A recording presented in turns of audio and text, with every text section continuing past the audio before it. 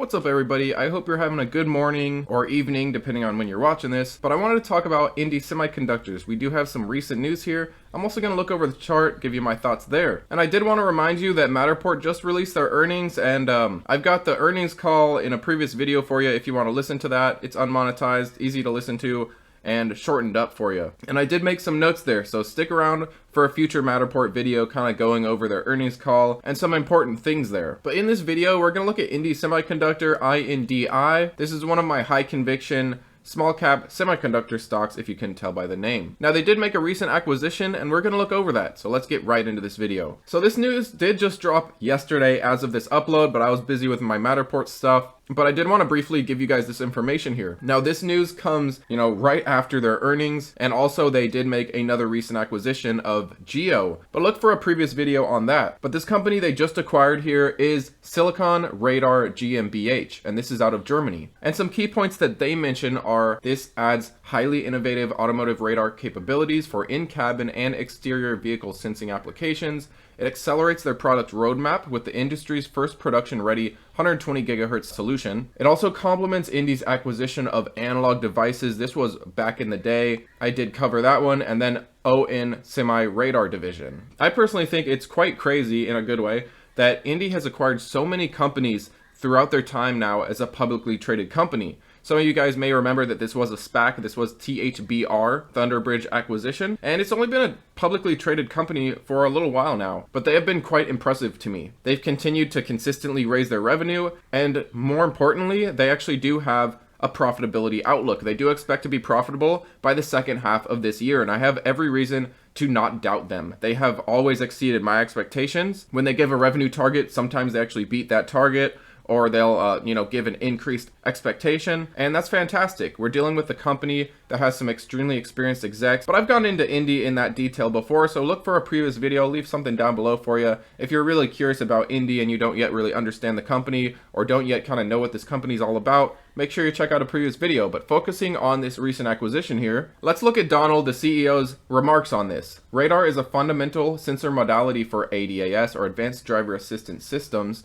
and automotive safety applications. Now, the growing number of radars per vehicle require high performance and highly integrated semiconductors capable of supporting ever higher frequency of operation with the lowest power consumption, while supporting the ever-increasing demand for resolution in both external and in-cabin radar systems. Indi's acquisition of Silicon Radar furthers our technology leadership in automotive radar applications, particularly with the industry's first production-ready 120 GHz solution, and immediately extends our capabilities with the addition of a world-class design team in Europe. And as a side note, these guys also recently acquired Geo, and that Geo company gives them a good foothold into Japan and Korean markets. So they're constantly making wise acquisitions, a lot of these not being in the US. But this definitely strengthens Indi and strengthens their product line, and that's a great thing. Now let's read this here. As the radar industry moves to 120 GHz, which is in-cabin sensing, and 140 GHz, which is external sensing, these higher frequencies allow the use of antenna-on-chip techniques, significantly raising the integration levels and enabling Indi to create products with a complete radar on a chip. That's kind of like the SoC, system on a chip.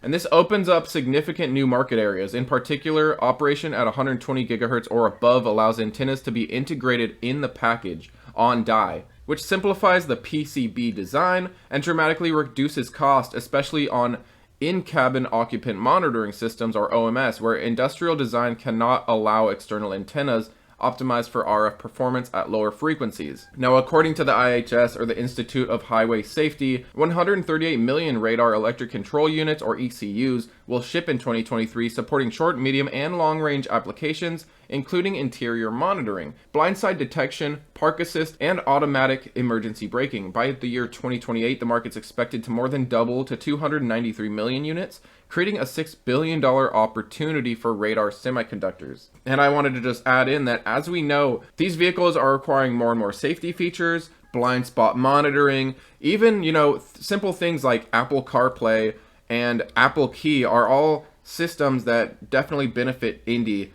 as a company. Now going into Silicon Radar, founded in 2006, based in Frankfurt, Germany, Silicon Radar specializes in the semiconductor design of 60 gigahertz, 120 and 140 gigahertz high frequency circuits for radar, sensor, and wireless communication. Seems like it's right up Indi's alley. With an innovative team of 14 expert mixed system on a chip and system designers, Silicon Radar has developed 10 radar-related patents and has previously worked closely with Indi. So Indi actually has experience working with this company. They must have liked what they see. They like this company's offerings and decided to take them under their wing. And we also have another mention of another company by Indi, Analog Devices. But let's listen to the CEO of Silicon Radar here. We are extremely excited to extend our multi-year partnership with Indi Semiconductor and previously Analog Devices, and take this pivotal step to now formally join forces. Silicon Radar has independently established itself as a proven innovator of radar MMICs and ASIC designs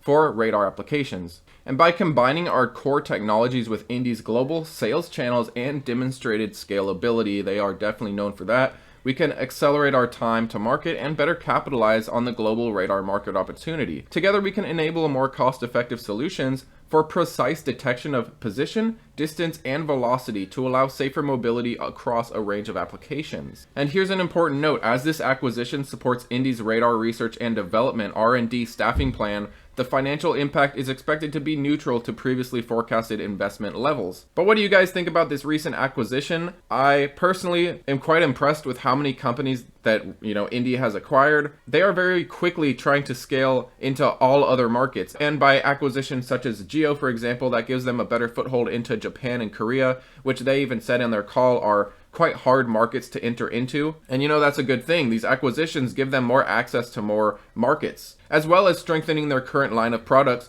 for existing markets that they're already tapped into. But let me know how you feel about this recent acquisition, and also how you feel about Geo. That was their last acquisition previously before this one, and they went into pretty good detail about that one in their previous earnings call. And by the way, I'll leave their earnings call down below for you, or at least at the end screen. But next up, let's look at the chart, and to me, things are looking pretty good there. And you might be saying, why are things looking so good there? Things are moving up, why should I get in now? It looks like it's about to pull back. And while we can't predict the future, things don't always have to play with what the chart tells you. But in my eyes, things are looking bullish. We're here on the day chart, and you'll see that the 50 EMA has crossed over the 100 and 200 EMA, and it is still pointing upwards, still running up. May we see a pullback? Of course it's possible. You do have to realize that the RSI is a bit overbought, and the MACD does look like it's set to curl back around here. But what else do we see? We see a huge increase in volume here. After their earnings came out, Wall Street must have liked what they saw, and they of course like hearing that Indi expects profitability at the back half of this year. That's one thing that you really have to hold on here with Indi, and I personally have every reason to believe that they will achieve profitability by the back half of this year. Maybe not even the last quarter of the year, maybe even the third quarter. But you'll see we broke out of this $9 area. We were just stuck trading in this pattern for quite a long time. I personally saw it as an accumulation phase, but we'll see looking back if this was in fact an accumulation phase. You kind of got to wait and see. But I do personally think things are looking very good here. And I also did want to show you the 50 to 200 MA cross. Now we did have a death cross here, but that was quickly bought up. That could have been a combination of it becoming oversold, so people just started buying it up. Institutional investors, we all know George Soros actually has a position on this one. And you will see that we just had our golden cross here. Now I did want to zoom in a little bit for you here and show you that you need to watch this broadening formation. We are at the top line of it. We're probably likely to cool down. We might even test 9 and just pull back and test this ascending support here on this broadening formation. But moving forwards, a break of this ascending support could be a potential exit point, could be a potential stop loss area, so you mitigate your losses. For me, this is a long-term stock. I don't have any plans on selling this anytime soon, and I will take any pullbacks as a buying opportunity. And as a side note, warrants to me are still looking attractive. They're right around the $3 area, but warrants give you a good cheap entry point into this stock. You don't have to buy a share at $10. You can buy one warrant, and then later on you can execute that warrant for a share at, I believe, $11.50 strike price. So you have to add the strike price of $11.50 and also, of course, the cost of that warrant. So you're looking at about a $14 cost basis at this point for Indi. And you might be saying, well, why would I want to do that? That's higher than the price of just buying a share. The reason for that is you have until 2026, or until they actually call their warrants, to execute that warrant. Meaning if down the road Indi is say at $20, $25, well, you still get to buy those Indi shares at that exercise price for the warrant. So for me, that's a good way to get into some Indi shares without having to really come up with a whole lot of capital. Yes, down the road, you will need some capital to buy the shares, of course, but they will likely be at a much lower price than they will be in the future. And that's just where I'm coming from here with warrants. But things have been looking good on the chart. Every day it seems like we do see a new high, and this stock gives me a lot of confidence. These execs have been continuing to deliver on every promise, and in my eyes the charts are looking pretty good despite running up so much. We might see a little bit of a pullback, a little bit of a retest on some of these lower levels on this resistance that could flip and become a support for us. So you do want to watch that this $9 area does hold up. But I personally think things are looking great for Indi, and they will continue looking good moving forwards. But let me know all your thoughts and comments down below. I appreciate your input as always. Thanks for watching, guys, and have a good rest of your day.